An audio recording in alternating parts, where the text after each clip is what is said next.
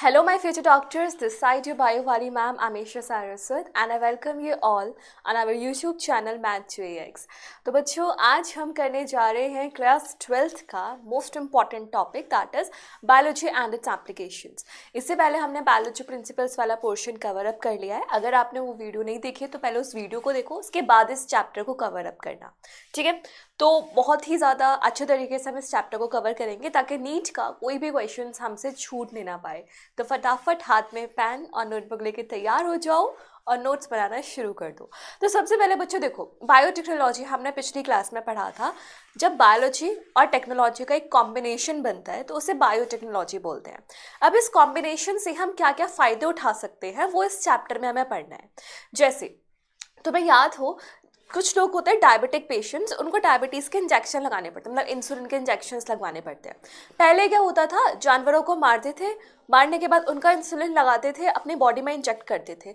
अब उनका जो इंसुलिन था वो हमारी बॉडी में आके कुछ रिएक्शंस शो करता था, एलर्जिक रिएक्शंस हो जाते थे बच्चों को, लोगों को, क्योंकि वो दूसरी बॉडी का जो है सोर्स से आया हुआ है। तो अब हमने क्या कर लिया, बायोटेक्नोलॉजी की हेल्प से आर्टिफिशियल इंसुलिन्स क्रिएट कर लिए। हमने ऐसी भी टेक्नोलॉजीज डिस्कवर कर ली है जो हमारे वेजिटेबल्स एंड फ्रूट्स की शेल्फ लाइफ को इंक्रीज कर दे। ऐसी भी टेक्नोलॉजीज डिस्कवर हो गई है जो हमारे प्लांट्स को drought resistant, herbicide resistant, pesticide resistant create कर दे। और ये सारा का सारा जो हमारा एक इनोवेशन है that is because of biotechnology. तो उन्हीं इनोवेशंस में से कुछ इनोवेशंस आज के इस चैप्टर में हम पढ़ने जा रहे हैं, ठीक है। तो सबसे पहले अगर हम बात करें क्या क्या एप्लीकेशंस हैं बायोटेक्नोलॉजी की, तो बच्चों ध्यान से सुनना। जो एनसीईआरटी में मेंशन है, एनसीईआरटी में सबसे पहला वर्ड मेंशन है, it has helped in the formation of tailor-made plants. अरे अरे अरे अरे अरे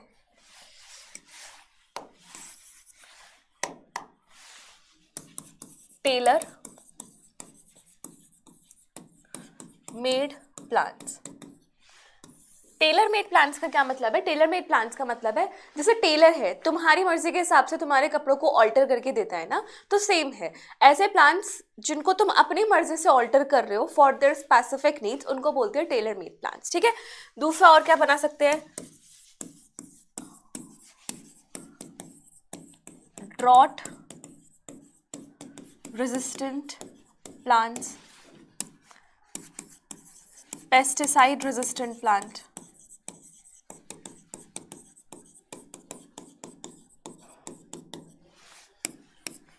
increasing nutritional quality of plant, है ना, ये सब कर सकते हैं। इसके अलावा recombinant therapeutics या फिर treatment of any disease, treatment and diagnosis of any disease. ऐसे हम बहुत सारी चीज़ें कर सकते हैं बायोटेक्नोलॉजी की करेक्ट इन्फॉर्मेशन को यूज़ करके, ठीक है। तो सबसे पहले हम बात कर लेते हैं एग्रीकल्चर में इसका क्या यूज़ है। और एग्रीकल्चर में इस बायोटेक्नोलॉजी का जो सबसे पहला यूज़ है दैट इज बायोपेस्टिसाइड्स। तो अब ध्यान देना, most important part of this chapter has arrived. तो यहाँ पर हम बात करने जा रहे हैं बीटी की, जहाँ पे BT stands for Bacillus thuringiensis, यानी कि इसकी शेप कैसी होगी, रॉड शेप, ठीक है। अब होता क्या है, ये जो Bacillus thuringiensis है, ये इसके अंदर बच्चों DNA होता है। मैम इसमें कौन सी बड़ी बात है, DNA तो होता ही होता है ना। ये जो DNA है, इस DNA में एक पर्टिकुलर जीन है, मान लो ये है वो पर्टिकुलर जीन, जिसको हम नाम देते हैं cry gene, which is called as cry gene. जब इस क्राइजीन का ट्रांसक्रिप्शन और ट्रांसलेशन होता है तो इस क्राइजीन से यहाँ पे बहुत सारे क्राई प्रोटीन्स बनते हैं। We get so many cry proteins.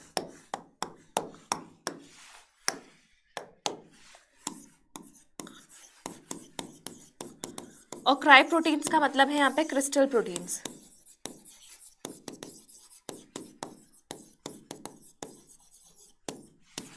ठीक है। These crystal proteins are insecticidal in nature. Insecticidal nature के होते हैं ये, और इनकी कुछ कुछ कैरेक्टरिस्टिक्स होती है जिनके बारे में हमें पता होना चाहिए. क्या क्या? Insecticidal as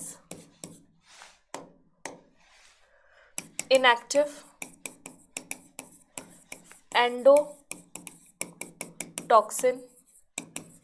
in bacterium. ये बैक्टीरिया के अंदर है ना, इनएक्टिव स्टेट में रहता है, नहीं तो बैक्टीरिया ही खत्म हो जाएगा, है ना. इनएक्टिव स्टेट में रहता है. एक्टिवेट कब होता है? जब इसको कोई भी इंसेक्ट या पेस्ट इसको इंजेस्ट करता है, उसके मिडगट के अल्कलाइन पीएच से एक्टिवेट हो जाता है. ठीक है, तो it is S inactive state. ठीक है, उसके बाद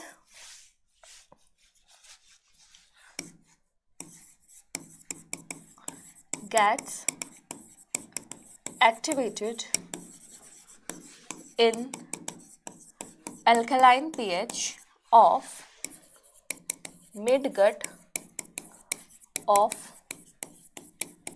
insects. ठीक है, midgut of insects पे होता है. और सबसे इंपॉर्टेंट बात ये है कि it is specific in nature.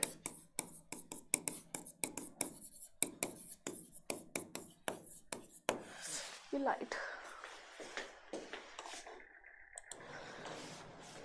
ठीक है, तो ये प्रॉपर्टीज किसकी है? क्राई प्रोटीन्स की. अब देखते हैं कि होगा क्या. हम क्या कर रहे हैं, हम इस क्राई प्रोटीन के जीन को यहां से उठाकर प्लांट के अंदर एक्सप्रेस करवा रहे हैं, ताकि प्लांट के अंदर क्राई प्रोटीन बने, और अगली बार कोई इंसेक्ट अगर प्लांट को खाए तो उसका क्या हो जाए? Tata bye bye, see you soon. ठीक है, वो वाली चीज हो जाए. तो वो वाली चीज हम क्रिएट करने की कोशिश कर रहे हैं. तो हमने क्या किया, ये हमारा हंसता खेलता प्यारा सा प्लांट है. ठीक है, ये इसकी लीफ, और मैंने इस लीफ में डाल दिया क्राइजीन. ठीक है, ये क्या है? क्राइजीन. अब क्राइजीन क्या करेगा? एक्सप्रेस करेगा. क्राइजीन एक्सप्रेस करेगा, और क्राइजीन से क्या बनेंगे? Multiple cry proteins. ठीक है, अब मान लो ऐसा हुआ कि हमारा इंसेक्ट आया, ये इसने ऐसे खाया,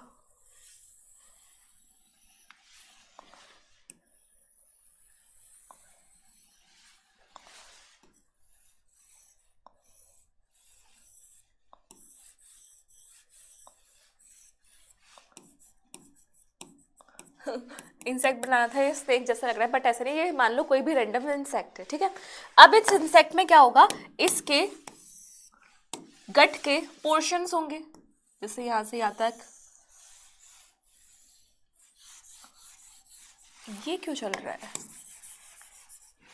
ठीक है, उसके बाद यहां से यहां तक अलग पोर्शन, और इसके पीछे अलग पोर्शन. ठीक है, तो यहां पर this part is the foregut, this part is the midgut, and the last part is the hindgut. ठीक है, इंसेक्ट की जो पेस्ट है, जो हमारे प्लांट को हार्म कर रहा है, उसके मिडगट का जो पीएच है वो अल्कलाइन होता है. ठीक है, और हमें यही चाहिए था, यही तो हमें चाहिए था. क्या चाहिए था? हमें चाहिए था एक अल्कलाइन पीएच, है ना. तो जो इसका मिडगट है उसका पीएच कैसा होता है? Alkaline pH. Alkaline pH. अब क्या होगा? धीरे धीरे ये क्राई प्रोटीन्स इसके अंदर जाएंगे, है ना. Cry protein, cry protein, cry protein, cry protein, ले लो ले लो ले लो, क्राई प्रोटीन आ गया. क्राई प्रोटीन आ गया मिडगट में. अब ये क्राई प्रोटीन्स क्या करेंगे? ये क्राई प्रोटीन्स इसकी जो मिडगट की एपिथेलियम है वहां पर परफोरेशंस करेंगे, होल्स बनाएंगे, और होल्स के साथ साथ cell lysis. What is this? This is perforations. I hope this color is visible to you. Yes. Perforations and cell swelling plus lysis. This cause death of pest. क्या हुआ? इंसेक्ट के जो plant है उसमें क्राइजीन express था, क्राइजीन को insect ने खाया, ये इंसेक्ट है, ये इसकी आंख है देखो, ठीक है, इसने खाया, इसके मिडगट का पीएच था एल्कलाइन, वही हमें चाहिए था। मिडगट में क्या हो जाता है, ओहो आहा, यहाँ पर जो क्राई प्रोटीन है वो एक्टिवेट हो जाता है, एक्टिवेट्स, ठीक है। और मिडगट में क्या जाके क्या करता है, उसकी जो एपिथेलियम है उसमें परफोरेशंस करता है, सेल स्वेलिंग करता है, सेल की रप्चरिंग यानी कि लाइसिस करता है, जिस वजह से उस पेस्ट की डेथ हो जाती है। क्लियर। लेकिन ऐसा नहीं है कि तुमने ये क्रायोजीन डाला और कोई भी इंसेक्ट आ जाए सब मर जाएंगे, बटरफ्लाई आए बटरफ्लाई मर गई, कॉकरोच आया कॉकरोच मर गया, कुछ भी ऐसा नहीं होता। क्योंकि जो क्राई प्रोटीन होता है, मैंने अभी बताया था, इसका जो नेचर है that is specific insect group पे ये काम करता है, ठीक है। तो हमें पता होना चाहिए किन इंसेक्ट ग्रुप पे ये काम करता है।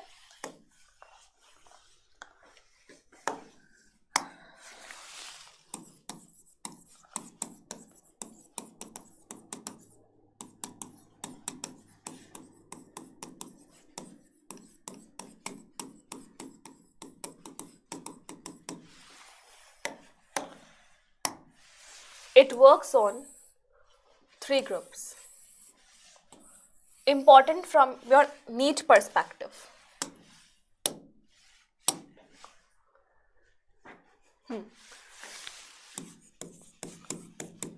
Lepidopterans,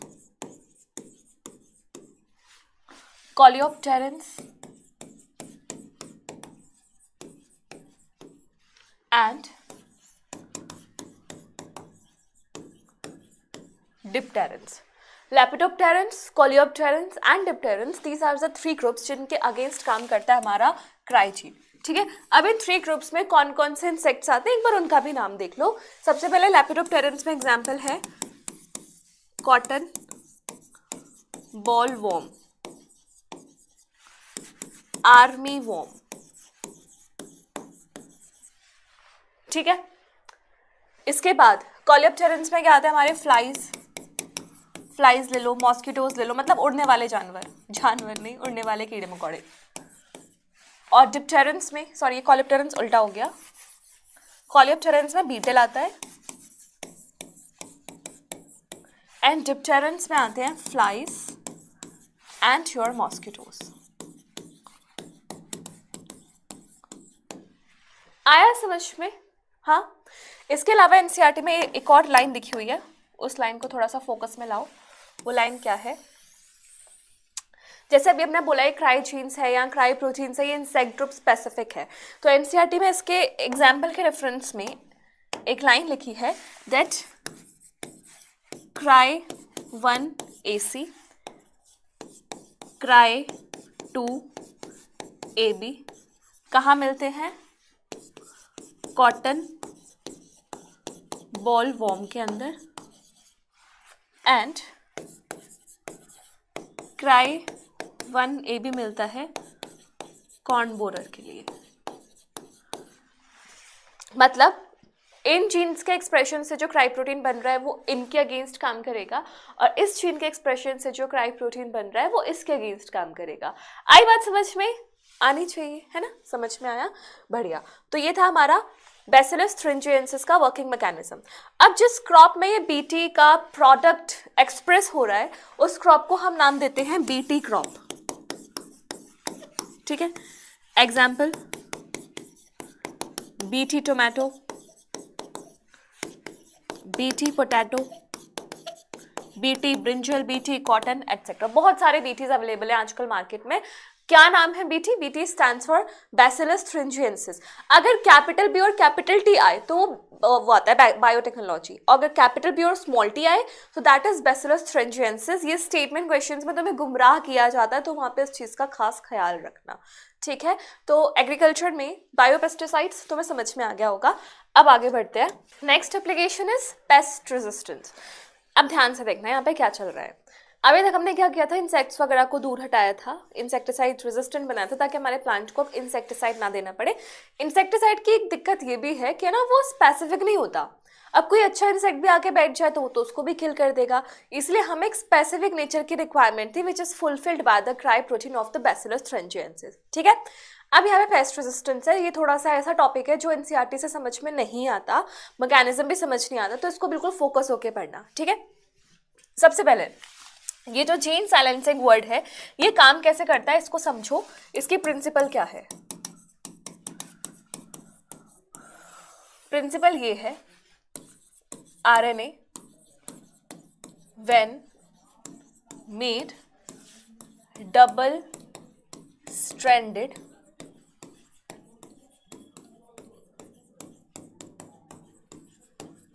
can not undergo translation. Molecular basis of inheritance की एनसीईआरटी पे बोलती है कि ऐसा है कि हम एक सिंगल स्ट्रैंडेड आरएनए बनाते हैं ताकि हमारी प्रोटीन सिंथेसाइजिंग मशीनरी कंफ्यूज ना हो। अगर हमने डबल स्ट्रैंडेड आरएनए बना दिया तो उसका ट्रांसलेशन नहीं हो पाएगा। और जीन साइलेंसिंग यही बोल रही है कि तुम्हें पर्टिकुलर जीन है, तुम चाहते ही नहीं हो कि वो ट्रांसलेट करे, अपना प्रोडक्ट बनाए, तो उसको कहा जाता है जीन साइलेंसिंग, ठीक है। अब इसका मैं फायदा कैसे उठा सकती हूँ, मान लो ऐसी हमारी कोई एक क्रॉप है, उस क्रॉप को एक ऐसा पेस्ट इन्फेक्ट कर रहा है जो बिल्कुल डैमेज कर रहा है, मेरी यील्ड को कम कर रहा है उस क्रॉप की, तो मैं क्या करूँगी, उसके अंदर ऐसा जीन ढूंढूंगी जो उसके सर्वाइवल के लिए बहुत ज़रूरी है। जैसे मुझे वो जीन मिलेगा मैं क्या कर सकती हूँ, जीन साइलेंसिंग से उसका वो जीन साइलेंस कर दूंगी, सुला दूंगी। इसके बाद क्या होगा, उस जीन का प्रोटीन नहीं बनेगा, प्रोटीन नहीं बना तो वो पेस्ट भी टाटा बाय बाय हो जाएगा उसका, है ना। तो यही यहाँ पे हमें करना है, ध्यान से समझना। एनसीईआरटी में एक बहुत ही इंपॉर्टेंट लाइन लिखी हुई है, छुपी छुपी हुई सी लिखी हुई है कि क्या, 2-3 पॉइंट्स है, देखो। पहले तो ये कि जीन साइलेंसिंग को हम RNAi भी बोलते हैं, ठीक है। RNAi की फुल फॉर्म क्या है, RNA इंटरफेरेंस, ठीक है, RNA इंटरफेरेंस भी बोलते हैं, ठीक है।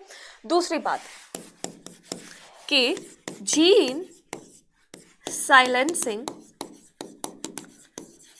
is a method of cellular defense in eukaryotes।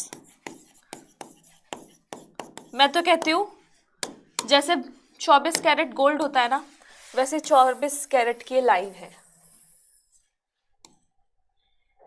क्या है line, gene silencing is a method of cellular defence in eukaryote. जैसे तुम्हें पता है कि रेस्ट्रिक्शन एंडोन्यूक्लियस प्रोकैरियोट्स का डिफेंस मैकेनिज्म था, ऐसे यूकैरियोट्स के अंदर सेलुलर लेवल पे होने वाला जो डिफेंस मैकेनिज्म है that is gene silencing. Clear है बात।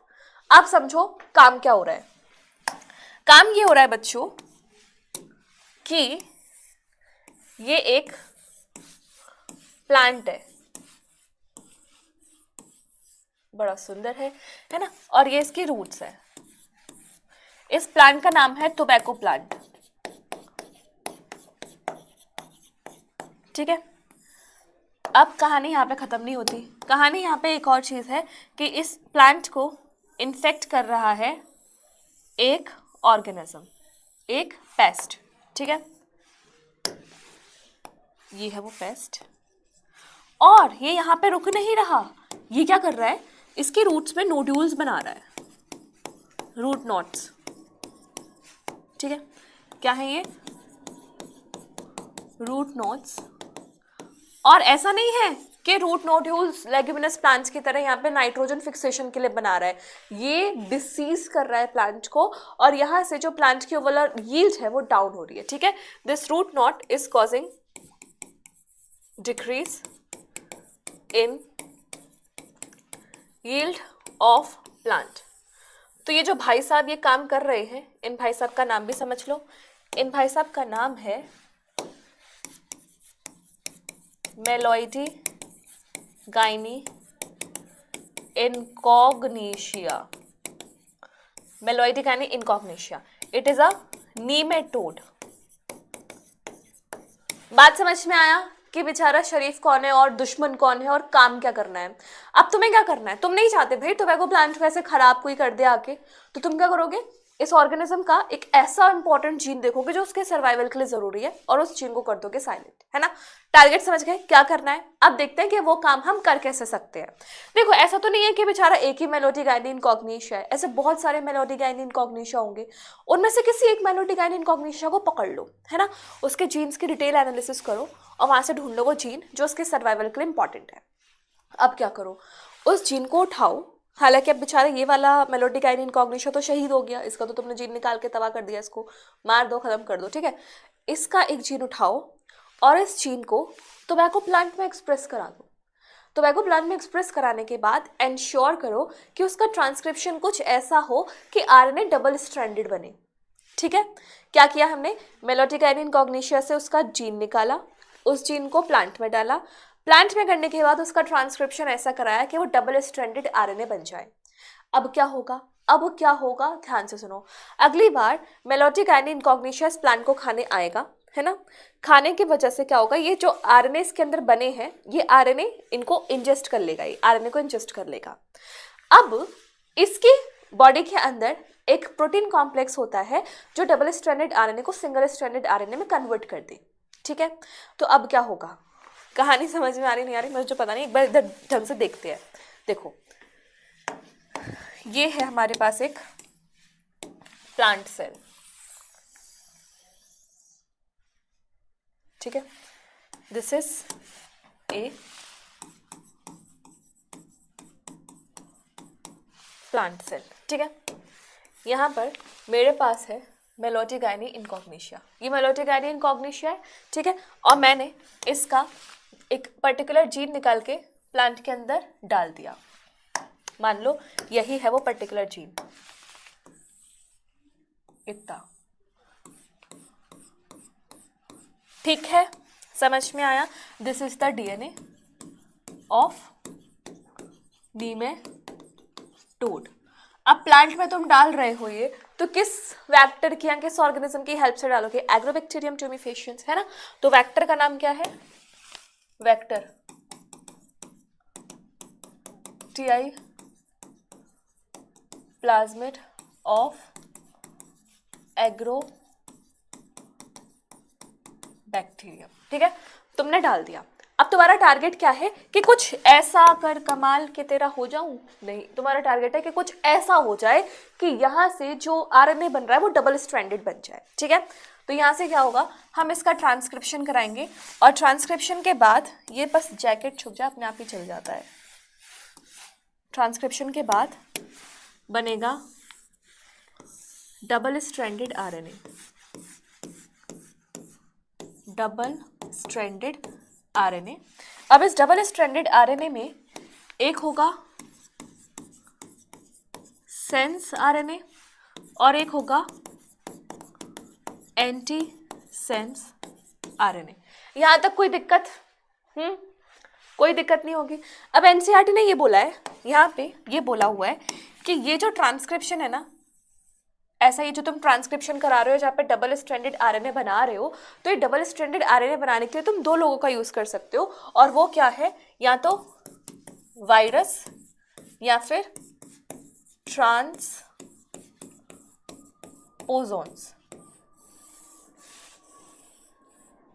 वायरस या फिर ट्रांसपोजोन्स का यूज कर सकते हो, क्योंकि ये क्या होता है, ये आरएनए इंटरमीडिएट से अपने आप को रेप्लिकेट करते हैं, ठीक है। तो उतना डिटेल में मत जाओ, एनसीईआरटी का सवाल आ सकता है, वायरस या ट्रांसपोजोन्स को यूज करते हैं to form the double stranded RNA. अब क्या करोगे, अब क्या करोगे, प्लांट के अंदर एक प्रोटीन होता है जिससे इसे बाइंड करेगा,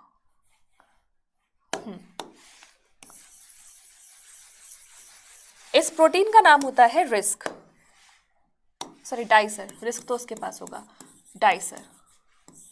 ये डाइसर प्रोटीन क्या करता है, इस आरएनए के छोटे छोटे फ्रेगमेंट्स बनाता है, ऐसे,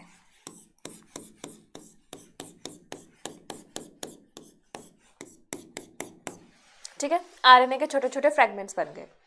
अब आगे क्या होगा, आगे की कहानी क्या है। अब मान लो मेलोडी गाइनिन इनकॉग्निशिया ने इस प्लांट को इंजेक्ट किया, ठीक है, और ये सारे ले गए अपने अंदर, ये सारे इसके अंदर आ गए, ठीक है, ये इसकी आंख थी, ये इसका मुंह था, इसने सबको इंजेस्ट कर लिया, इसके अंदर आ गए, ठीक है, अब आगे क्या होगा, ये मान लो ये, ठीक है। अब इसके पास एक प्रोटीन होता है जिससे बाइंड करेगा, इसका नाम क्या है, रिस्क, इसका नाम है रिस्क, एंड रिस्क की फुल फॉर्म है,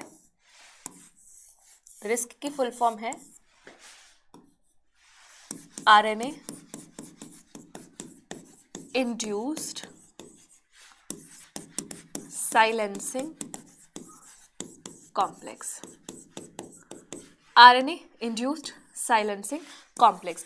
अब इसकी वजह से क्या होगा, ये जो तुम्हारे आरएनए है ना, double stranded RNA single stranded RNA में कन्वर्ट हो जाएंगे, these will become single stranded RNA.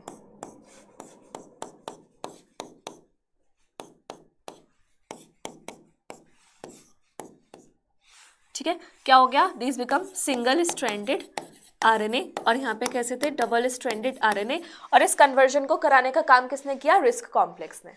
ठीक है, अब क्या हो रहा है, अब हो ये रहा है कि इस मेलोटिक गाइनिन कॉग्निशन में भी तो वो जीन प्रेजेंट होगा, है ना, वो सेम जीन इसके अंदर भी प्रेजेंट होगा, ये जीन, और इस जीन का ट्रांसक्रिप्शन भी हो रहा होगा, लेकिन यहाँ पर ट्रांसक्रिप्शन नेचुरली हो रहा है, तो यहाँ पर सिंगल स्ट्रैंडेड आरएनए बनेगा, है ना, ये क्या है इसका, सिंगल स्ट्रैंडेड आरएनए। अब ये आरएनए और ये आरएनए लगभग सेम है क्योंकि सेम जीन से बने हैं, इनमें से कुछ फ्रेगमेंट्स ऐसे होंगे जो इसके कॉम्प्लीमेंट्री होंगे, है ना, जो इसके कॉम्प्लीमेंट्री स्ट्रैंड वाले फ्रेगमेंट्स होंगे वो उससे बाइंड कर सकते हैं, आराम से कर सकते हैं, कौन रोकने वाला है, कॉम्प्लीमेंट्रिटी चाहिए थी बस, तो यहाँ पे क्या होगा, वो इससे ऐसे बाइंड कर जाएंगे।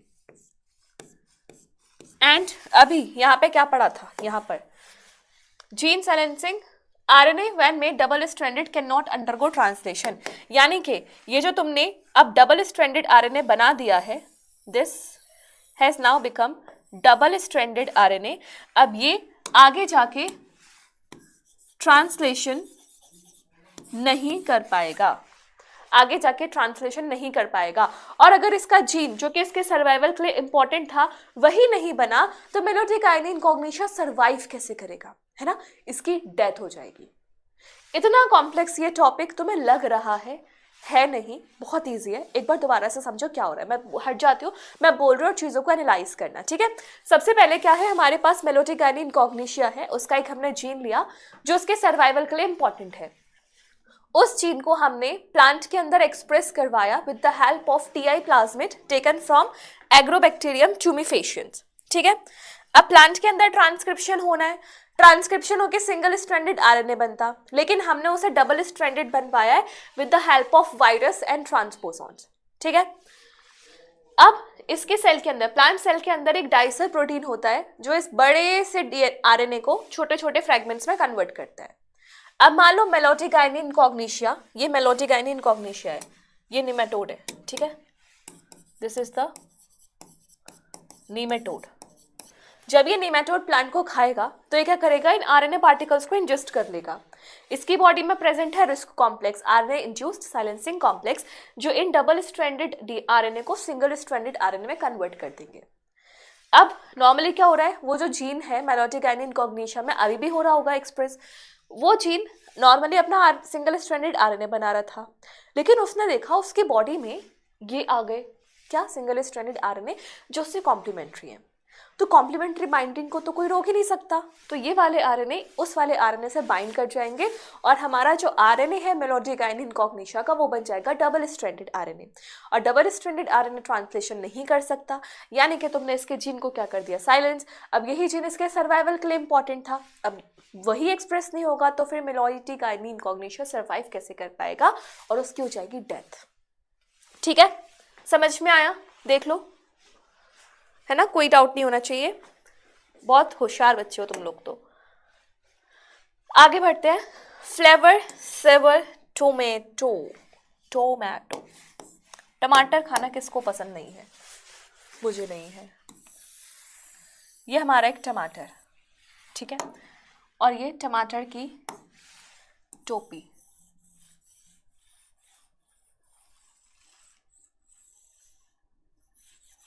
ठीक है, ये टमाटर ने कैप पहन ली, अब यहाँ पे क्यों बनाया मैंने टमाटर, उस चीज़ को ध्यान से समझना। टमाटर के अंदर क्या होता है, नेचुरली एक जीन प्रेजेंट होता है, ठीक है, और ये जब जीन फाइनली एक्सप्रेस करता है तो इस जीन के एक्सप्रेशन से एक एंजाइम बनती है,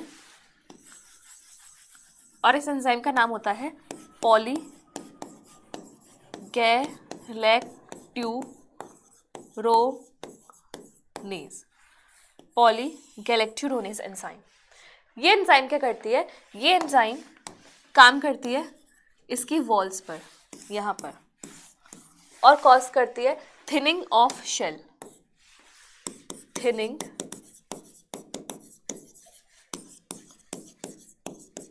ऑफ शेल। तो क्या होता है, धीरे धीरे जो टमाटर है वो पिलपिला हो जाता है, पिलपिला, ठीक है। अब क्या होगा, मैं ऐसा कुछ कर दूं कि पॉलीगैलेक्ट्यूरोनेज एंजाइम एक्सप्रेस ही ना हो, बने ही ना। अगर वो बनेगी नहीं तो टमाटर को पिलपिला कौन करेगा? If you do not know the meaning of पिलपिला, तो it means softening of shell, है ना, सॉफ्ट हो जाती है जो कुछ टाइम बाद। तो उसको, इसके जीन को मैं क्या कर दूंगी, जीन साइलेंसिंग अगर मैंने कर दी तो ये एंजाइम नहीं बनेगी, एंजाइम नहीं बनेगी तो मेरा टमाटर एकदम गोल मटोल मस्त सा रहेगा, ठीक है। इसके अलावा एक और टर्म मेंशन है एनसीईआरटी में, हाँ, क्या है ये, गोल्डन राइस। ये भी हमने बना रखे हैं, these are vitamin A enriched rice. ऐसे राइस है जिसमें विटामिन ए बहुत ज़्यादा होता है, और तुम्हें पता होगा vitamin A is important for आंखों की रोशनी, है ना। तो किसी को अगर ज़ेरोप्थेल्मिया है तो वो ये खा सकते हैं फॉर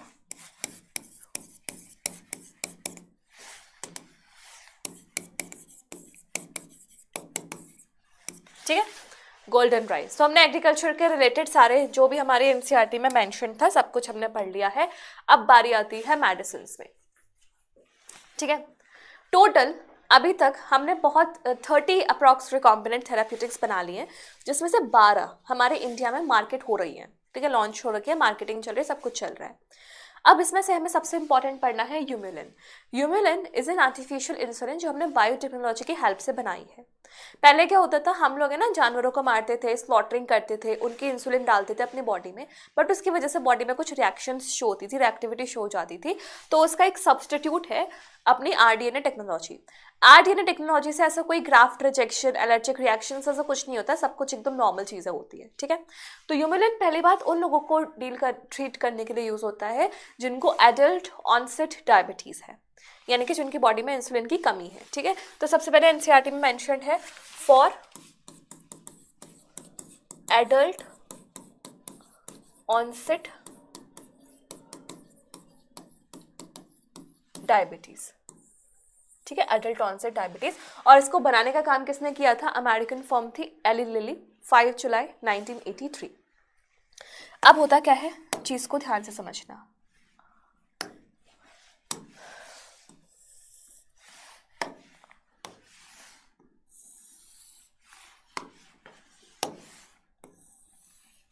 हमारी बॉडी में कोई भी एंजाइम बन रहा है, कोई भी हार्मोन बन रहा है, तो वो ना ज़्यादातर उस फॉर्म में बनता है इनएक्टिव स्टेज में। इनएक्टिव स्टेज में दिखाने के लिए हम या तो प्रीफिक्स प्रो का यूज़ करते हैं या फिर सफिक्स जन का यूज़ करते हैं। जैसे बॉडी फ्लूइड्स एंड वो जो एक्सक्रीटरी प्रोडक्ट्स वाला चैप्टर था, वहाँ पे एंजियोटेंसिनोजन था, है ना, वो जन इंडिकेट करता है कि वो इनएक्टिव स्टेट है, ठीक है। तो सफिक्स या तो जन लगेगा या फिर प्रो प्रीफिक्स लगेगा to show its inactive nature. तो यहाँ पर सबसे पहले हमें क्या करना है, हमें देखना है कि ये जीन लेवल पे कैसे एक्सप्रेस करते हैं। तो हमारी बॉडी में क्या होता है, जीन होता है जो इंसुलिन बनाने का, उसमें 3 पेप्टाइड्स के लिए जीन होते हैं, A peptide, C peptide, B peptide, ठीक है।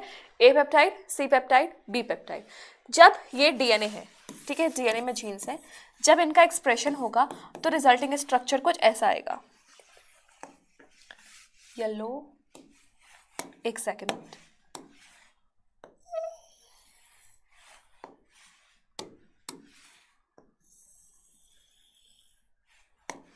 एंड फाइनली दिस, ऐसे, ठीक है। और इनके बीच में प्रेजेंट होंगे सल्फर ब्रिजेस,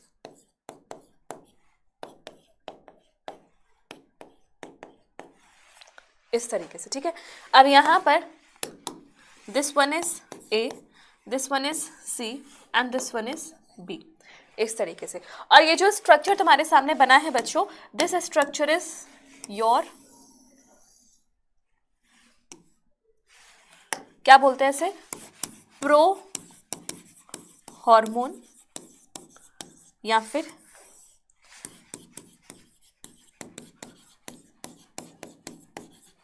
प्रो इंसुलिन, ठीक है। ये प्रो इंसुलिन है और प्रो लगा है यानी कि क्या है, इनएक्टिव, ठीक। हम यूकैरियोट्स हैं, हमारी बॉडी को इंसुलिन चाहिए, तो हमारी बॉडी के पास ऐसी मशीनरी भी है जो इसको एक्टिव फॉर्म में कन्वर्ट करती है, ठीक है। हमें बस बीच का सी वाला पेप्टाइड हटाना है, अपनी जो इंसुलिन है वो एक्टिवेट हो जाएगी। और तुम याद रखना कि जो इंसुलिन है ये पेप्टाइड नेचर की बनी होती है, इसमें 51 या 51 अमीनो एसिड्स की ये बनी होती है पूरी चेन, यानी कि पेप्टाइड नेचर की होती है। अब आगे क्या करेंगे हम क्या करने जा रहे हैं, हम इसमें से सी पेप्टाइड हटा देंगे,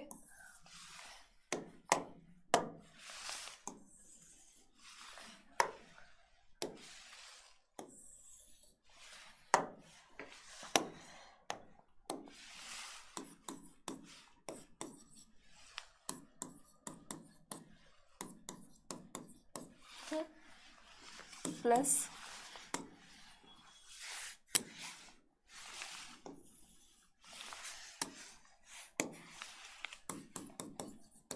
फ्री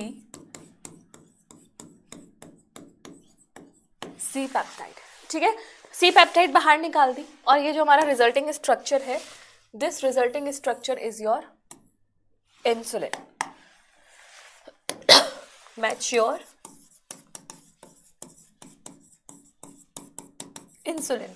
कहाँ से रिलीज होता है, from beta cells of islets of Langerhans, beta cells of islets of Langerhans. आई बात समझ में, ये हमारी मैच्योर इंसुलिन बन गई जो रिलीज होती है beta cells of islets of Langerhans से। और इस मैच्योर इंसुलिन में कितने अमीनो एसिड्स होते हैं बच्चों, इट कंटेन्स 51 अमीनो एसिड्स। चलो मजे की बात है, यूकैरियोट्स का तो मैं समझ में आ गया, लेकिन हम तो ये चाहते हैं कि कुछ बायोटेक्नोलॉजी का यूज करके हम आर्टिफिशियल इंसुलिन बना दें। अब दिक्कत क्या है, मान लो मैंने इकोलाई बैक्टीरिया यूज किया, उसके अंदर ग्रो करने की कोशिश की, तो इकोलाई के अंदर तो बच्चों इंसुलिन तो होता ही नहीं है, नेचुरली इंसुलिन ही प्रोड्यूस नहीं होता। तो क्या उसकी बॉडी में ऐसा कोई सिस्टम होगा जो इस सी पेप्टाइड को रिमूव कर दे? डेफिनेटली नहीं, उसकी बॉडी इससे अडेप्टेड ही नहीं है। तो एल ने सोचा एक काम करते हैं, हम दो तरीके के इकोलाई लेते हैं। एक इकोलाई में तो हम खुद से यहाँ जब तुमने ए जीन लिया है ना, ए जीन डाल दो, और दूसरे इकोलाई में बी जीन डाल दो, सी जीन को खुद ही हटा दो, ठीक है। दो इकोलाई लिए, एक में ए जीन डाला, एक में बी जीन डाला, और उनके प्रोडक्ट्स को लैब में निकाल लिया। निकालने के बाद फिर लैब में खुद बैठ के उसके बीच में डाइसल्फाइड ब्रिजेस लगाए। ऐसा कर सकते हैं क्योंकि सी पेप्टाइड को हटाने का तरीका इकोलाई के पास नहीं है, ठीक है। So Eli Lilly came up with this idea.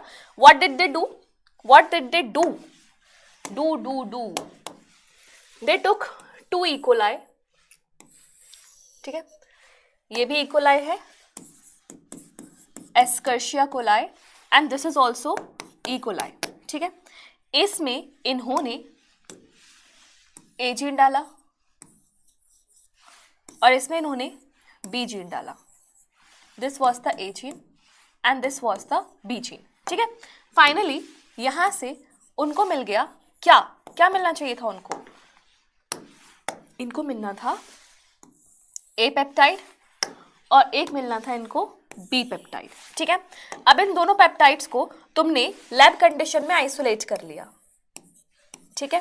Lab condition में आइसोलेट करने के बाद now you have A peptide and now you have B peptide and now you have disulfide bridges जो तुमने खुद डाले हैं आर्टिफिशियली, ठीक है।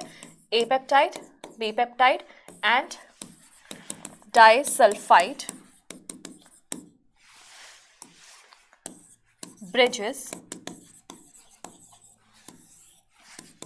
inserted in lab, आया समझ में? This is how artificial insulin was produced to treat the people who were suffering from adult onset diabetes. ठीक है, चलो आगे बढ़ते हैं, बात करते हैं नेक्स्ट टॉपिक की, विच इज मॉलिक्यूलर डायग्नोसिस। देखो ऐसा है, दो टाइप्स के डायग्नोस्टिक मेथड्स होते हैं, एक तो हमारा ट्रेडिशनल जो हमारा चल रहा है टाइम से, और एक है मॉलिक्यूलर डायग्नोसिस। दोनों में डिफरेंस क्या है? मान लो किसी इंसान को वो हो गया, क्या कह सकते हैं, क्या क्या हो सकता है किसी इंसान को, मान लो HIV हो गया, कैंसर हो गया, कुछ भी ऐसे कोई खतरनाक बीमारी हो गई। अब क्या होता है, जब ये बीमारियां होती हैं तो बॉडी कुछ टाइम लेती है उसके अगेंस्ट एंटीबॉडीज बनाने के लिए, उसको फाइट करने के लिए। अब जब तक उसका इन्फेक्शन बॉडी में फैलेगा, उसके बाद तुम्हें पता चलेगा यार कुछ हो रहा है, कुछ हो रहा है, तो चलो इसका टेस्ट कराने चलते हैं। तो जब तक वो कुछ हो जाएगा, तुम टेस्ट कराओगे, टेस्ट का रिजल्ट आएगा, तब तक वो बहुत कुछ हो जाएगा। तुम समझ रहे हो मैं क्या बोलना चाह रही हूँ? तो मॉलिक्यूलर डायग्नोस्टिक मेथड क्या है, थोड़ा सा भी एंटीजन तुम्हारी बॉडी में चला गया ना, तो उसको फटाक से डिटेक्ट कर लोगे। मतलब चीज को बड़ा होने से पहले ही तुम डायग्नोस कर सकते हो मॉलिक्यूलर डायग्नोस्टिक मेथड से। ट्रेडिशनल डायग्नोस्टिक मेथड्स में क्या क्या मेथड्स आते हैं, जो तुम ब्लड टेस्ट कराते हो या फिर यूरिन टेस्ट कराते हैं, हम लोग स्टूल टेस्ट कराते हैं, ये सब ट्रेडिशनल मेथड्स हैं। और मॉलिक्यूलर डायग्नोस्टिक मेथड्स में we use the technique like ELISA, PCR, ये वाली टेक्निक्स का हम यूज करते हैं। ठीक है, तो डायग्नोसिस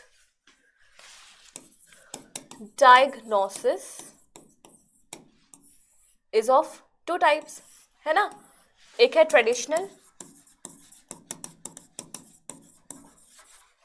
और एक है मॉलिक्यूलर। एक है ट्रेडिशनल और एक है मॉलिक्यूलर। ट्रेडिशनल मेथड्स में क्या क्या आते हैं? सीरम एनालिसिस, यूरिन एनालिसिस, ठीक है। और मॉलिक्यूलर में क्या क्या आ जाएगा हमारे पास? एलाइसा, एलेक्सा नहीं है, एलाइसा है, ठीक है, PCR। चलो फटाफट बताओ एलाइसा की फुल फॉर्म और PCR की फुल फॉर्म क्या होती है? ELISA stands for enzyme linked immunosorbent essay, and PCR stands for polymerase chain reaction. इस चीज को भूलना मत, ठीक है। ELISA is enzyme linked immunosorbent essay, and PCR is polymerase chain reaction। तो PCR तो हमने पिछले चैप्टर में पढ़ लिया था डिटेल में, जिसमें 3 स्टेप्स होती हैं। क्या क्या स्टेप्स होती है इसकी? Denaturation, annealing and extension. ELISA भी हमने, तुम्हें याद हो तो ह्यूमन हेल्थ एंड डिसीज में पढ़ लिया था, है ना, जब हम प्राइमरी एंटीबॉडी डालते थे, सेकेंडरी एंटीबॉडी डालते थे। नहीं याद है? उस वीडियो को जाकर देखो, तुम्हें समझ में आ जाएगा, ठीक है। PCR और एलाइसा हमने दोनों कवर अप कर लिया, लेकिन बात करते हैं कि कैसे हेल्प कर रहे हैं, ठीक है। मान लो हमारे किसी भी एक इंसान को एक म्यूटेटेड डिसऑर्डर हो गया। म्यूटेटेड डिसऑर्डर मतलब जेनेटिक लेवल पे उसको कोई डिसऑर्डर हो रखा है, जैसे एग्जांपल मस्कुलर डिस्ट्रॉफी, ठीक है, मस्कुलर डिस्ट्रॉफी हो गई। देखो मैं एनसीईआरटी का ना बहुत इंपॉर्टेंट पैराग्राफ तुम्हारे सामने समझा रही हूँ, तो ढंग से समझना क्या बोलना चाह रहा है। हमने ह्यूमन जीनोम प्रोजेक्ट किया हुआ है, तो हमें अपना पूरा सीक्वेंस पता है कि डिस्ट्रोफिन जीन का क्या सीक्वेंस रहा होगा। डिस्ट्रोफिन जीन ही यूज होने वाला है। मॉलिक्यूलर बेसिस ऑफ इनहेरिटेंस में लिखा हुआ है डिस्ट्रोफिन सबसे लार्जेस्ट जीन है, 2.4 मिलियन बेस पेयर, याद है कुछ, है ना। तो हमें पता है हमारे डिस्ट्रोफिन जीन का सीक्वेंस क्या है, ठीक है। ये मेरा डिस्ट्रोफिन जीन है, लेकिन हमें पता है इसमें म्यूटेशन हो गई है ना। तो म्यूटेशन में मान लो मुझे पता चल गया कि इसका ये वाला पूरा पोर्शन म्यूटेटेड है, ये वाला पूरा पोर्शन म्यूटेटेड है, ठीक है। बाकी पूरा पोर्शन ठीक सही है, सही सलामत है, बस ये वाला पोर्शन म्यूटेटेड है। This is mutated part, clear, ठीक है। अब हम क्या करेंगे, इसका ट्रांसक्रिप्शन करा लेंगे। ट्रांसक्रिप्शन कराने के बाद हमें क्या मिलेगा?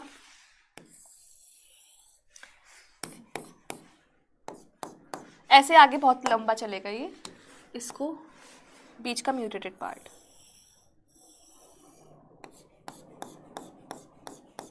मुझे नहीं पता इसमें म्यूटेशन अभी हुआ है कि नहीं हुआ है ना, तो मैं क्या करूंगी, एक आर्टिफिशियल मतलब खुद से एक प्रोब बना के तैयार रखूंगी जिसमें क्या होगा, जो डिस्ट्रोफिन जीन के कॉम्प्लीमेंट्री होगा। ठीक है, तो यहाँ पे मैंने एक प्रोब तैयार कर लिया, दिस इज अ प्रोब।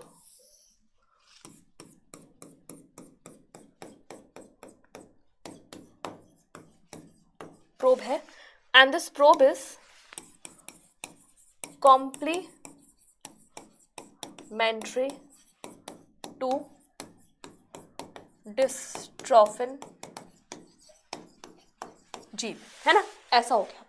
अब क्या करेंगे, ये प्रोब इससे बाइंड करना चाहेगा, है ना, ये इससे बाइंड करना चाहेगा, ये बाइंड किया, यहाँ पे तो बाइंडिंग हो गई, लेकिन यहाँ पे कुछ अजीब सा हो गया, यहाँ पे बाइंड नहीं हुई, इस वाले पोर्शन में मैं बोलना चाह रही हूँ बाइंडिंग नहीं हुई।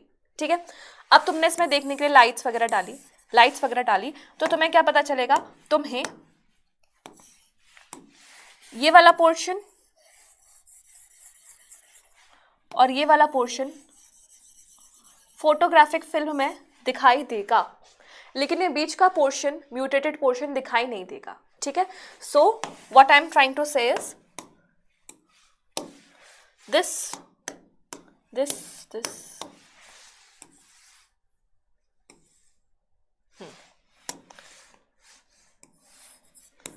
this mutated portion will not be visible in photographic film.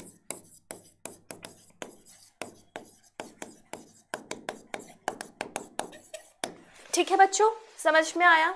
इस तरीके से हम लोग मॉलिक्यूलर डायग्नोसिस का यूज़ करते हैं। फटाफट से कोई भी म्यूटेटेड डिसऑर्डर है तो हम इसको चेक कर सकते हैं। इस मॉलिक्यूलर डायग्नोसिस से हम क्या क्या चेक कर सकते हैं? मान लो कोई कैंसर रहा हो, है ना, कोई जेनेटिक डिसऑर्डर है,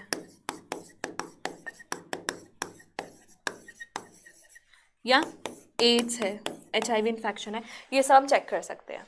ठीक है, PCR से भी चेक कर सकते हैं कैंसर, जेनेटिक डिसऑर्डर, एड्स, और उससे एलाइसा से भी चेक कर सकते हैं हम एड्स को। ठीक है, तो ये हमारा मॉलिक्यूलर डायग्नोसिस का वर्किंग मैकेनिज्म है, जो एनसीईआरटी में पैराग्राफ में सबसे इंपॉर्टेंट यही है, बाकी कुछ नहीं है ना। एलाइसा PCR देखना है तो एलाइसा तुम देख सकते हो ह्यूमन हेल्थ एंड डिसीजेस में, और PCR तुम देख सकते हो कहाँ पर, बायोटेक्नोलॉजी पार्ट 1 में। ठीक है, इसके बाद क्या चाहते हो, एलाइसा बता दूं क्या? एक बार यही बता दिया जाए क्या? चलो कोई बात नहीं, तुम भी क्या रखोगे, बता देती हूँ। एलाइसा,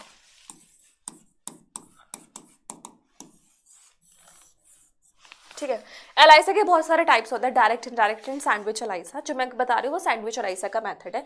अब इसमें होता क्या है वो समझना। मान लो हमें शक है कि पर्टिकुलर पर्सन को HIV का इन्फेक्शन हो सकता है, he might be suffering from AIDS, तो ऐसे केस में हम क्या करेंगे, हम एक एलाइसा किट लाएंगे जो डेडिकेटेड होगी फॉर द एड्स डिटेक्शन। इस एलाइसा किट में प्रेजेंट होगा क्या, इस एलाइसा किट में प्रेजेंट होगा HIV का एंटीजन। ठीक है, this is what is it, HIV antigen. ये पहले से ही किट में प्रेजेंट है। ठीक है, तुमने पेशेंट की बॉडी से नहीं लिया। अब यहाँ पे मान लो दुखियारा पेशेंट है जो सफ़र कर रहा है, हमें लग रहा है कि सफ़र कर रहा है ये, है ना, है इसको एड्स। ठीक है, अब इस पर्सन की बॉडी में इसके लिए एंटीबॉडी होंगी, तो मैं क्या करूँगी, इसके सीरम से एंटीबॉडी निकालूंगी। अगर इसके अंदर वाकई HIV का इन्फेक्शन हुआ होगा तो इसकी बॉडी में एंटीबॉडीज भी मिलेंगी, और ये एंटीबॉडी बाइंड कर जाएंगी इस एंटीजन से।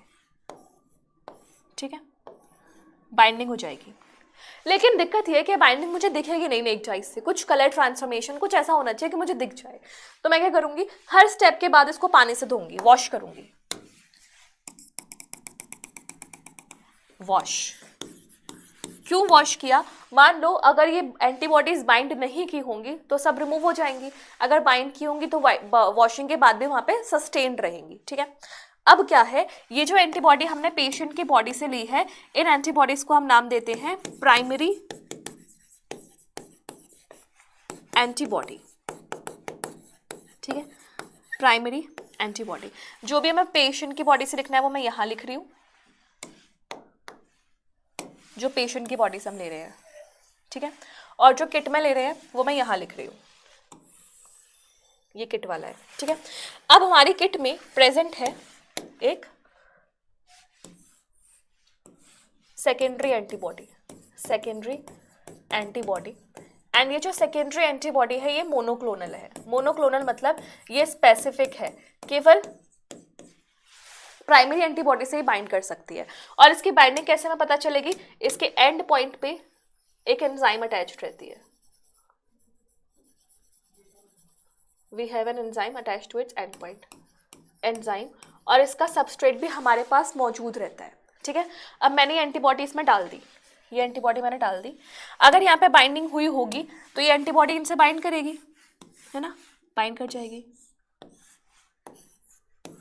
और इसके एंड पॉइंट पे क्या प्रेजेंट है, एंजाइम, ठीक। अब मुझे क्या पता कि भाई बाइंडिंग हुई या नहीं हुई है, तो मैं क्या करूंगी, अपनी सेफर साइड के लिए इसको वॉश कर दूंगी, ठीक है। सेकेंड टाइम वॉश हो जाएगा, वॉश। अब जैसा कि मैंने तुम्हें कहा था, इस एंजाइम का सबस्ट्रेट हमारे पास मौजूद है। मान लो मैंने इस एंजाइम का सबस्ट्रेट डाला, ठीक है। अब ये जो सबस्ट्रेट है वो इसके साथ रिएक्ट करेगा और प्रोड्यूस करेगा कलर। क्या प्रोड्यूस करेगा, कलर। अगर कलर प्रोड्यूस होता है इसका मतलब इस पर्सन को HIV इन्फेक्शन है। क्यों, अगर सबस्ट्रेट डाला होता, कलर प्रोड्यूस नहीं हुआ होता, तो ये तब का केस होता ना जब सेकेंडरी एंटीबॉडी है ही नहीं। सेकेंडरी एंटीबॉडी तब नहीं होती जब प्राइमरी एंटीबॉडी नहीं होती, है ना। प्राइमरी एंटीबॉडी तब नहीं होती जब इस इंसान को HIV का इन्फेक्शन ही नहीं है। यानी कि अगर कलर इम्पार्ट हो रहा है इसका मतलब ये सारे लेवल की बाइंडिंग हुई है और पर्सन को HIV का इन्फेक्शन है, ठीक है। तो इस तरीके से हम एलाइसा को कंडक्ट कराते हैं। Next is the transgenic animals. देखो काफ़ी बच्चों को ना क्लियर नहीं होता, काफ़ी टीचर्स या लोगों को भी क्लियर नहीं होता कि there is a fine line between genetically modified organisms and transgenic animals. तो मैं एक बार तुम्हें समझा देती हूँ, ठीक है। We have two types of words which are to be used in this chapter.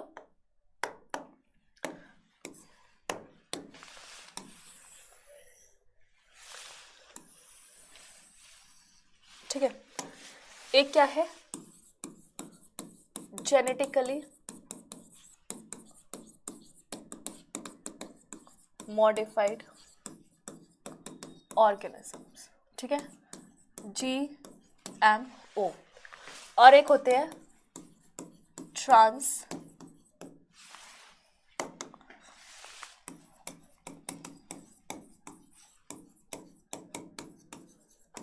Organism, genetically modified organisms and transgenic organisms. दोनों में क्या डिफरेंस है, ये वो ऑर्गेनिजम्स होते हैं जिनका तुमने जीन मैनिपुलेट कर दिया, उन्हीं का जीन तुमने मैनिपुलेट कर दिया है। या तो उस जीन को तुम ओवर एक्सप्रेस करा रहे हो या फिर उस जीन को तुम साइलेंस करा रहे हो। यानी कि एक इंसान है, इस इंसान का जीन है, ठीक है, जो इसी को बिलोंग करता है। या तो तुमने इस जीन का ओवर एक्सप्रेशन करा दिया कि बहुत ज़्यादा बनने लग जाए, या फिर तुमने इस जीन को साइलेंस करा दिया। दोनों ही कंडीशन में तुमने इस जीन के ही साथ छेड़छाड़ करी है तो ये हो जाएगा जेनेटिकली मॉडिफाइड ऑर्गेनिज्म। लेकिन ट्रांसजेनिक ऑर्गेनिज्म में क्या होता है, ट्रांसजेनिक, ये एक ऑर्गेनिज्म है A, ठीक है, और ये एक ऑर्गेनिज्म है B, ये इसका जीन, ठीक, और ये इसका जीन। तो ट्रांसजेनिक ऑर्गेनिज्म में क्या होगा, तुम यहाँ का थोड़ा सा जीन यहाँ पे ट्रांसफर करोगे, यहाँ का थोड़ा सा जीन यहाँ पे ट्रांसफर करोगे, तो अब इसके अंदर भी थोड़ा सा बी वाले ऑर्गेनिज्म का जीन आ जाएगा। आया समझ में? तो अब यहाँ पर ये जो ए ऑर्गेनिज्म है ये हो जाएगा ट्रांसजेनिक। क्यों? क्योंकि जो ट्रांस वर्ड है ये आया है इस जीन के लिए, ट्रांसजीन। ट्रांसजीन मतलब foreign gene that has been transferred. तो इसको जेनेटिकली मॉडिफाइड कर दिया by introducing the gene of another organism, और यहाँ पर उसी के जीन के साथ छेड़छाड़ करिए। डिफरेंस समझ में आया? तो जैसे तुम्हारा वो है बीटी कॉटन, बीटी क्रॉप्स क्या है, ट्रांसजेनिक ऑर्गेनिजम्स या जेनेटिकली मॉडिफाइड ऑर्गेनिजम्स? मुझे आंसर देना कमेंट सेक्शन में। तुम्हारे लिए सवाल ये है, क्या है तुम्हारे लिए सवाल कि you have to tell me about question mark, BT crops, ठीक है। उसके बाद फ्लेवर, सेवर, टोमेटो और यूमुलिन। इनमें से कौन है जो बिलोंग करता है जेनेटिकली मॉडिफाइड ऑर्गेनिजम्स में और कौन है जो बिलोंग करता है ट्रांसजेनिक ऑर्गेनिजम्स में? So you have to tell me the question. I hope ये सही नहीं, ठीक है, इट्स ओके, ठीक है, समझ में आया? चलो, so now coming back to the topic, transgenic animals, animals that have had their genes manipulated to possess and express an extra foreign gene। वही एनिमल्स जिनके अंदर ऐसा मैनिपुलेशन कर दिया गया है कि वो फॉरेन जीन को पजेस भी करे, रखे और उनको एक्सप्रेस भी करे, उनको ट्रांसजेनिक एनिमल्स बोलते हैं। जो जीन उनके अंदर डाला गया है for the purpose of expression and retention, उसको हम नाम देते हैं ट्रांसजीन। समझ में आई बात, है ना? तो ट्रांसजेनिक एनिमल्स का एग्जाम्पल है तुम्हारे ट्रांसजेनिक रेट, पिग्स, शीप नहीं, शीप, काउ एंड पिग, ठीक है। फिश भी ट्रांसजेनिक होती है और 95% ऑफ हमारे ट्रांसजेनिक ऑर्गेनिजम्स, क्या बात है, 95% of transgenic organisms are transgenic mice. It must be kept in mind, ठीक है, इंपॉर्टेंट है, पूछ लिया जाता है स्टेटमेंट्स में। तो ट्रांसजेनिक एनिमल्स क्या होते हैं? जो फॉरेन जीन को रखेंगे और उनको एक्सप्रेस करेंगे। 95% of transgenic organisms are transgenic mices, ठीक है। लेकिन क्या जरूरत है ये सब करने की? क्यों करना है इतना तामझाम? क्या करोगे तुम ट्रांसजेनिक ऑर्गेनिजम्स का यूज करके? So here are the purposes of transgenic organisms. मान लो मुझे चेक करना है कि ये मेरे अंदर ग्रोथ हार्मोन काम कैसे करता है ना? तुमने अभी एंडोक्राइन चैप्टर पढ़ा होगा 11th क्लास में, तुमने हर हार्मोन का वर्किंग मैकेनिज्म पढ़ा है, कैसे कैसे क्या क्या उसके फंक्शंस हैं। बट हमें कैसे पता चला ये हार्मोन ऐसे करता है? ऐसा तो नहीं है हमने किसी इंसान को पूरा ट्रांसपेरेंट कर दिया और फिर उसके अंदर ऐसे घूमता हुआ देख रहे हैं ग्रोथ हार्मोन। नहीं कर सकते ना, इंसान के साथ खिलवाड़ क्यों करना जब बेचारे बेजुबान जानवर है ना? जानवरों के साथ करो, है ना, सरकास्टिक। तो यहाँ पर क्या होगा, मान लो मुझे चेक करना है कि ग्रोथ हार्मोन कैसे काम करता है, तो हम ऐसा ऑर्गेनिज्म देखेंगे ट्रांसजेनिक जो हमारे सिमिलर हो, उसके अंदर ग्रोथ हार्मोन की पूरी फिजियोलॉजी चेक करेंगे कैसे कैसे काम कर रहा है। या मान लो कैंसर है, कैंसर हो रहा है, तो उसके अंदर कैंसर इंड्यूस करा के देखेंगे कि कैंसर का प्रोग्रेशन कैसे हो रहा है, कैसे कैसे चीजें हो रही है। तो जब भी तुम्हें नॉर्मल फिजियोलॉजी एंड डेवलपमेंट पढ़नी होगी तो ट्रांसजेनिक ऑर्गेनिजम्स का यूज करेंगे। क्या क्या पढ़ सकते हो नॉर्मल इसमें? एग्जाम्पल, कोई मेटाबॉलिक पाथवे पढ़ना है कि ग्लाइकोलिसिस कैसे होती है, तो रेडियो लेबल कर दो उन सब्सटेंसेस को और ऑर्गेनिज्म के अंदर चेक कर लो। या फिर किसी हार्मोन का पाथवे पढ़ना है या किसी एंजाइम का पाथवे पढ़ना है, ये जो नॉर्मल फंक्शनिंग है हमारी बॉडी की, उन सबको चेक कर सकते हो। इसके अलावा क्या चेक कर सकते हो? स्टडी ऑफ डिसीज, कैंसर कैसे प्रोग्रेस हो रही है, सिस्टिक फाइब्रोसिस जहाँ पर हमारी बॉडी में बहुत ज़्यादा एक्सेसिव म्यूकस बनने लग जाता है ट्रेकिया वाले रीजन में, उसको चेक कर सकते हो। रिमेटॉइड आर्थराइटिस, ऑटोइम्यून डिसऑर्डर है and human health and disease की लाइन है कि autoimmune disorders can be because of genetic condition also, तो उसको चेक कर सकते हो, है ना। एल्जाइमर्स डिसीज को चेक कर सकते हो जहाँ पे हमारे ब्रेन का पर्टिकुलर एरिया डीजेनरेट हो जाता है तो ये सारी चीज़ें चेक कर सकते हो ट्रांसजेनिक एनिमल्स के यूज़ करके। इसके अलावा बायोलॉजिकल प्रोडक्ट्स। अब भाई मान लो कल को मुझे लगे कि यार ये बाल ना अच्छे नहीं लग रहे, है ना, बढ़िया नहीं, मुझे लंबे लंबे बाल चाहिए या मुझे घने घने बाल चाहिए, तो मैं क्या करूँगी, ट्रांसजेनिक एनिमल्स में किसी अच्छे इंसान का बालों वाला जीन लेकर उसमें डाल दूंगी, एक्सप्रेस करा दूंगी, बाल आ जाएंगे, चिपका लूंगी। इतना आसान है? इतना आसान नहीं है, है ना, लिमिटेशंस हैं, हम ऐसा कुछ नहीं कर सकते। लेकिन still we have certain products which are useful for human welfare, जिनको हमने इनसे बनाया है। जैसे alpha-1 antitrypsin we have isolated from transgenic organisms and this is used for the treatment of emphysema। क्या है ये? पढ़ा था ना breathing and exchange of gases वाले चैप्टर में, एम्फाइसेमा, जहाँ पे surface area for respiration is getting gets reduced, exchange area वाला जो सरफेस एरिया वो रिड्यूस हो जाता है स्मोकिंग की वजह से। रोजी काउ 1997 में ये बनाई गई थी। इसमें क्या होता है, इसका जो मिल्क है उसमें 2.4 grams protein per litre of milk, और इस प्रोटीन का नाम क्या था? Lactalbumin. Clear? Rosie cow. इसके बाद ये इंपॉर्टेंट है, एनसीईआरटी की लाइन है, attempts are being made to treat cystic fibrosis phenylketonuria. अगर पूछ ले कि किस और बीमारी को ट्रीट करने का तुम अटेम्प्ट कर रहे हो, तो ये दो बीमारियां हैं, cystic fibrosis, phenylketonuria, metabolic inherited disorder, है ना, PKU, principle of inheritance and variation. ठीक है, इसके बाद वैक्सीन सेफ्टी। जैसे तुम्हें पता है कि कोविड आया था तो हमने कोविड की वैक्सीन्स बनाई थी, तब की बात है, तब की, है ना, इतनी पुरानी भी नहीं है, खैर अभी की बात है, 2020-21 में वैक्सीन सबने लगवा ली क्योंकि एक मेडिकल इमरजेंसी थी। वैक्सीन लगवाने के कुछ टाइम बाद हमें पता चला कि इससे ये नुकसान हो सकते हैं, बहुत सारी रिसर्चेस आ रही है। तो ऐसा क्यों हुआ, क्यों होता है ऐसा? देखो, हम कुछ भी नई चीज़ लॉन्च करते हैं ना, तो उसकी एक टेस्टिंग होनी चाहिए, एक लार्ज सैंपल साइज पे टेस्टिंग होनी चाहिए, ताकि हमें पता चल जाए हिडन ट्रायल मेथड से कि इसके क्या क्या डीमेरिट्स हो सकते हैं when it gets launch actually, है ना। तो अगर मान लो कोविड वैक्सीन है, हमने उसको ऐसे जल्दी जल्दी में सबको लगा दिया, तो उसके हमारे जो डीमेरिट्स थे या जो साइड इफेक्ट्स थे वो देखने को टाइम ही नहीं मिला, है ना। कोई बोलता है उससे हेयर फॉल बहुत ज़्यादा हो गया, कोई बोलता है उसके हार्ट अटैक के चांसेस बहुत ज़्यादा बढ़ जाते हैं। हालांकि रिसर्च करी हुई है तो उसमें थोड़ा सा कम ही चांसेस है, ऐसा कुछ है नहीं। तो मतलब ये है कि तुमने अगर कल को कोई भी वैक्सीन बना रहे हो तो उसके लिए पहले टेस्ट करो, और टेस्ट इंसानों पर नहीं करो, टेस्ट करो ट्रांसजेनिक एनिमल्स पे, ठीक है। तो जैसे यहाँ पे एनसीईआरटी में एक फैक्ट लिखा हुआ है, पोलियो वैक्सीन की टेस्टिंग हमने किस में करी हुई है, ट्रांसजेनिक माइस में, वेरी इंपॉर्टेंट। और आगे अगर सक्सेसफुल रहा तो we can also substitute mice by the monkeys के ऊपर भी टेस्टिंग कर सकते हैं। फिर है केमिकल सेफ्टी टेस्टिंग। जैसे बहुत सारे ऐसे केमिकल्स होते हैं जो किसी किसी को एलर्जी कॉज कर दे। अब भाई दुनिया संसार में इतने केमिकल्स हैं, मुझे क्या पता चला कि कौन सा टॉक्सिक है या कौन सा नहीं है। तो हम क्या कर सकते हैं, सस्पेक्टेड केमिकल्स को लेकर ट्रांसजेनिक एनिमल्स को एक्स्ट्रा सेंसिटिव बना दो, मतलब उसको एक छोटा सा भी पार्टिकल टच करे ना उसका, तो जो भी रिएक्टिविटी हो सकती है वो सारी एक्सप्रेस कर जाए। तो इंपॉर्टेंट है, transgenic animals are made extra sensitive, ठीक है, उनको एक्स्ट्रा सेंसिटिव बना दिया जाता है ताकि फटाफट से कोई भी केमिकल हो जो हमारी बॉडी को खतरा हो सकता है, एलर्जिक हो सकता है, उसकी टेस्टिंग करी जाए। ठीक है, आया, है ना, सिंपल सी बातें हैं। एथिकल इश्यूज, देखो, जहाँ अच्छाई है वहाँ बुराई भी है।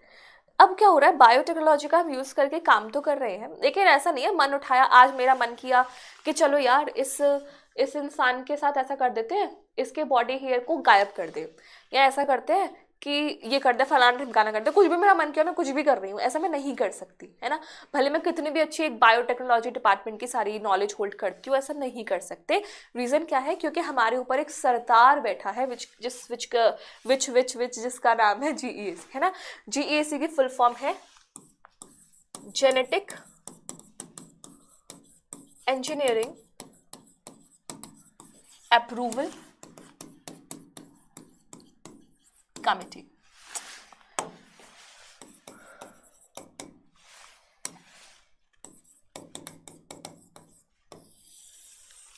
जेनेटिक इंजीनियरिंग अप्रूवल कमेटी, नाम से पता चल रहा है अप्रूवल देगी किसका, जेनेटिक इंजीनियरिंग का। तो इसके कुछ डिसीजंस हैं जो जिस पे काम करती है। तुम किसी इंस्टीट्यूट में जाओ, कॉलेज में जाओ, कोई बड़ी बड़ी लैब्स में जाओ, हर जगह पे जीएसी एस्टैब्लिश्ड रहती है। क्या करती है जीएसी, पूरा चेक करती है कि तुम क्या करना चाहते हो, क्या तुम्हारा पूरा प्रोसीजर चलेगा, और लॉन्च तक की सारी स्टेप्स को चेक करती है कि कहीं ऐसा तो नहीं इसके लॉन्च से इंसानों को या पूरे एक वर्ल्ड वाइड पे एनिमल्स को कोई खतरा हो। तो क्या क्या काम है, ये इंडियन गवर्नमेंट ने सेटअप किया था इसका। And decisions regarding validity of GM research, GM research valid है या नहीं है, सही है या नहीं है, वो सारी चीज़ें मैनेज करती है। And decisions regarding safety of introducing GM organisms for the public services, तुम उनको मार्केट में लॉन्च कर रहे हो, पब्लिक के बीच में ला रहे हो, तो क्या वो सेफ है या नहीं है, वो भी चेक करती है हमारी जीईएसी। ठीक है, अब हो क्या रहा है, काफ़ी बार ऐसा होता है कि तुमने देखा होगा, जैसे स्कूल में बच्चे होते हैं, तुमने कोई काम किया, तुमने होमवर्क किया, तुमने टीचर को दिखाया, टीचर ने चेक कर दिया। अब तुम्हारा फ्रेंड है, तुमने तुम्हारे काम को देखा, उसने वही काम किया, थोड़ा सा लेकिन सजा वजा के कर दिया, प्रेजेंटेशन वगैरह थोड़ी अच्छी करके टीचर को चेक कराया, टीचर ने उसको वेरी गुड, एक्सीलेंट, शाबाशी वगैरह दी। सो अब क्या हुआ, काम दोनों का सेम था, तुम्हारा काम ही तो कॉपी हुआ है ना, लेकिन फ़ायदा किसको मिला, तारीफ किसको मिली, उस सेकंड बच्चे को, है ना। तो यही चीज़ होती है बायोपायरेसी। बायोपायरेसी में क्या होता है, बहुत सारे ऐसे चीज़ें हैं जो ऑलरेडी बन चुकी हैं, है ना, लेकिन बाहर से कोई कंपनी आएगी, कोई भी कंपनी है, कोई भी चीज़ है, ऑर्गेनाइजेशन है, उसने वो बनाया दोबारा और उसने अपने नाम पे उस चीज़ को पब्लिश कर दिया कि मैंने बनाया है ना। अब जिसने वो बनाया है एक्चुअली पहले, उसको उसने कोई कंपनसेशन भी नहीं दिया, ना ही उसको कोई नाम दिया, ना ही कोई कंपनसेशन दिया, कुछ भी नहीं, भाई बस मैंने बनाया है, ये लो, और उसने अपना पब्लिश कर दिया। तो that comes under biopiracy. What is biopiracy? अरे थैंक यू कैसे आ गया बायोपायरेसी, एक सेकेंड देखो, चलो कोई नहीं, लिख देती हूँ मैं। What is biopiracy? तुम्हें पता चल गया होगा, ये लास्ट टॉपिक है ना, थैंक यू, आ गया। Biopiracy is a condition when multinational companies or organizations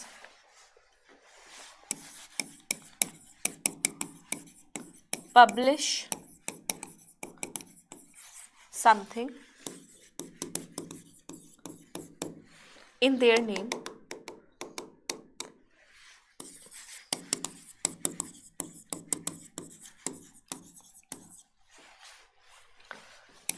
without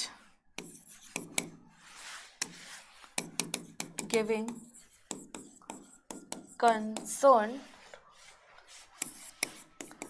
or compensation to country और पीपल। मतलब सीधे सीधे शब्दों में बायोलॉजिकल चोरी, है ना, चोरी डकैती बायोपायरेसी के अंदर आती है, ठीक है।